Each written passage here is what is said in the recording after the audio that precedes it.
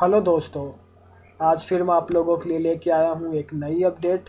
तो दोस्तों, आज की अपडेट में मैं जीडीएस के सभी सवालों का उत्तर दूंगा।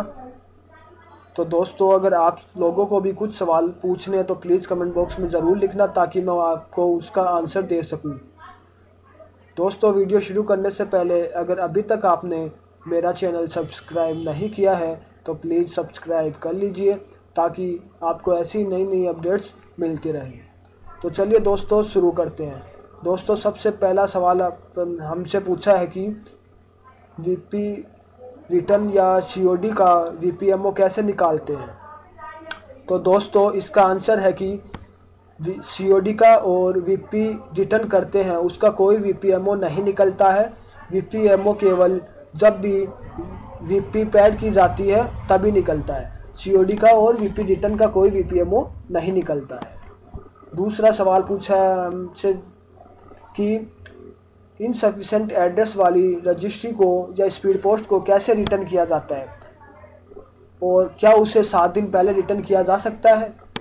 तो दोस्तों, इसका आंसर यह है कि अगर आपको कोई भी रजिस्ट्री रिटर्न करनी है तो नॉर्मल से नॉर्मल आपको 7 दिन रोकना होगा।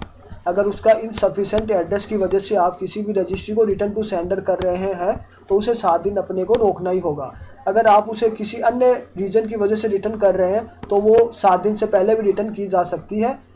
लेकिन अगर आप इनसफिशिएंट एड्रेस की वजह से किसी भी स्पीड पोस्ट को या कोई भी रजिस्ट्री को रिटर्न कर रहे हैं तो वो 7 दिन पहले रिटर्न नहीं होगी। दोस्तों, तीसरा सवाल हमसे पूछा है जीडीएस भाई ने कि वो पोस्टमैन की वैकेंट पोस्ट के ऊपर कई दिनों से काम कर रहा है एज ए आउटसाइडर या सब्स्टिट्यूट के रूप में।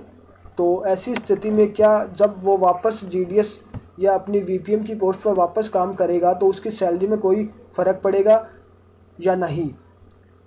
तो दोस्तों, इसका आंसर यह है कि उसकी सैलरी के ऊपर कोई भी फ़र्क नहीं पड़ेगा क्योंकि वो एज ए कंटिन्यूस सर्विस दे रहा है पोस्टमैन के रूप में और उसने अभी कुछ रिज़ाइन नहीं किया, नहीं उसने अभी ट्रांसफ़र लिया, तो उसकी सैलरी के ऊपर कोई भी फ़र्क नहीं पड़ेगा।